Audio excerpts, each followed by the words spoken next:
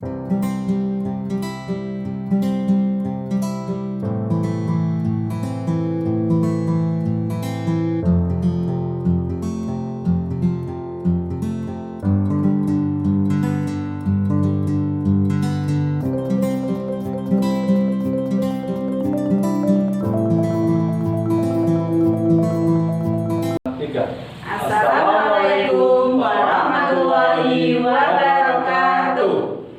Kami calon guru penggerak Angkatan 9 Kabupaten Pekalongan akan melakukan demonstrasi kontekstual modul 2.3, yaitu coaching dalam supervisi akademik yang terdiri dari pengawat atau observer, coach, dan coachee. Bersama saya, Hasyim Asari dari SMP Negeri 3 Kandang Serang. Saya Sofia Izatin dari SD Negeri 01 Srinahan. Saya Hidayatul Istiqomah dari SD Negeri 01 Puasen. Selamat menyaksikan. Selamat pagi Bu Is. Selamat pagi Bu Izzat. Saya senang bisa bertemu Bu Is hari ini untuk membicarakan peningkatan keterampilan coaching Bu Is. Terus saya ingin memberikan dukungan, bagaimana saya dapat memberikan dukungan kepada Bu Is. Terima kasih Bu Izzat ya. Saya ingin Bu Izzat itu membimbing saya dalam meningkatkan kemampuan saya dalam kehadiran penuh nanti dalam proses coaching, terus mendengarkan aktif dan mengajukan pertanyaan yang berbobot Bu Izzat. Baik, saya akan mendukung Bu Is dalam hal ini. Terus bagaimana bagian mana yang ingin Bu Is fokuskan pada observasi ini? Saya berharap nanti saat coaching saya dapat memperhatikan cara saya mendengarkan aktif dan cara saya mengajukan pertanyaan yang berbobot. Saya sudah mencatat bagaimana menurut Anda, sejauh mana tingkat kemampuan Anda dalam hal ini. Saya percaya peningkatan dalam mendengarkan aktif dan merumuskan pertanyaan yang efektif akan sangat berguna dalam proses coaching. Dengan meningkatkan keterampilan ini, saya yakin bisa lebih baik membimbing murid dalam pembelajarannya nanti. Oke, saya paham ya. Apa yang Bu Is harapkan dari observasi kita nanti? Saya berharap observasi ini akan memberikan umpan balik yang membangun Bu, untuk membantu perkembangan saya khususnya dalam mendengarkan aktif dan mengajukan pertanyaan yang berbobot juga. Terus kira-kira indikator apa yang ingin dicapai Bu Is dalam kegiatan coaching nanti? Saya bisa membantu coaching dalam menemukan solusi atas permasalahan yang dihadapinya. Oke, kalau begitu silakan Bu Is dengan Pak Hasyim melakukan kegiatan coaching. Nanti saya akan mengobservasinya dan mencatat hal-hal yang perlu nanti saya sampaikan kepada Bu Is. Terima kasih sebelumnya ya Bu Izzat ya. Nanti saya coaching dulu sama Pak Hasyim ya.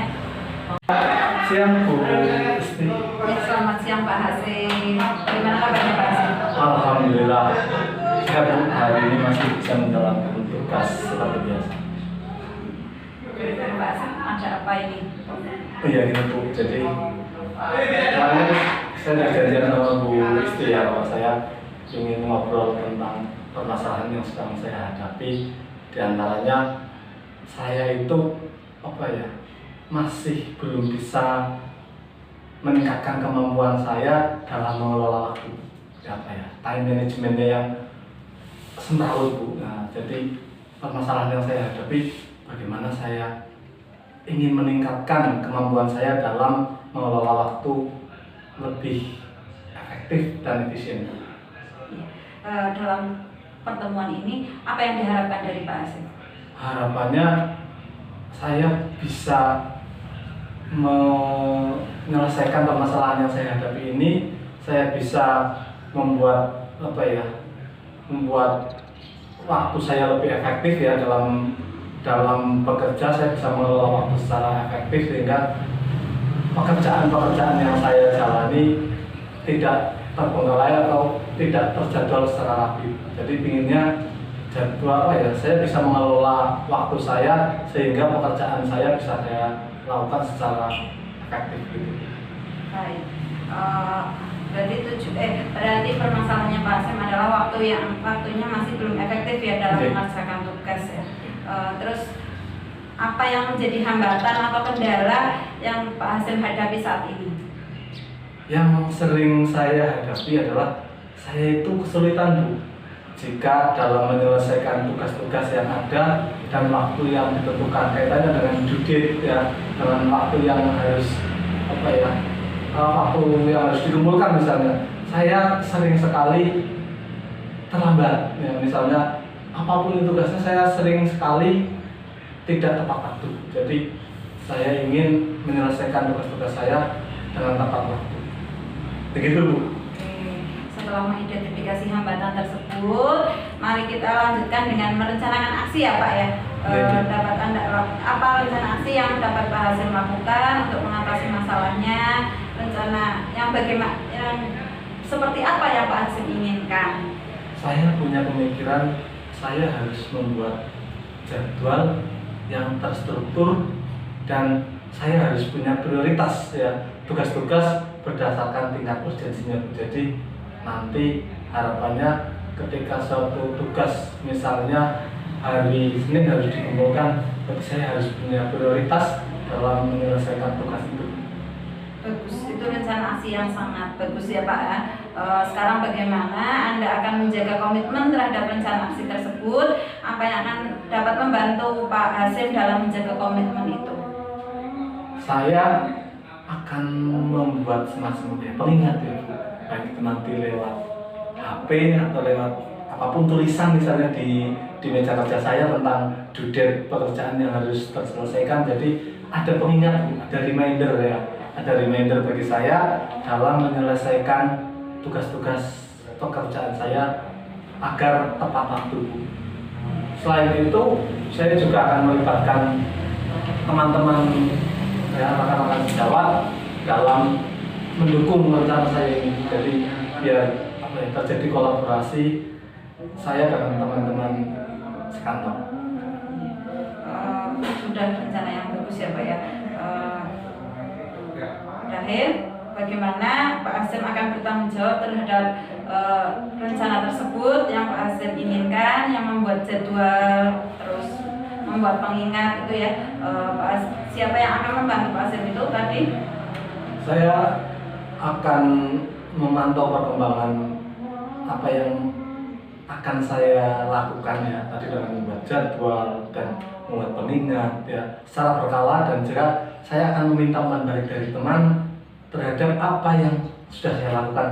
Apakah yang saya lakukan itu bagian dari solusi selama ini yang saya rasakan, atau belum. Jadi nanti saya akan melibatkan teman sekantor untuk memberikan umpan balik terhadap progres yang saya lakukan. Iya. Akan dimulai kapan itu kira-kira Pak? Bismillah Bu, dari sekarang saya akan mencoba untuk melakukan perubahan itu. Iya. Semoga nanti rencana aksinya dapat berjalan dengan baik ya Pak Hasim ya. Nanti kalau sudah ada perkembangan, nanti Pak Hasim bisa ceritakan kembali ke saya. Oke, terima kasih Bu Isti telah meluangkan waktunya untuk membantu saya dalam menemukan solusi dari permasalahan yang saya hadapi. Terima kasih Bu Isti atas waktunya. Anda belum Bu.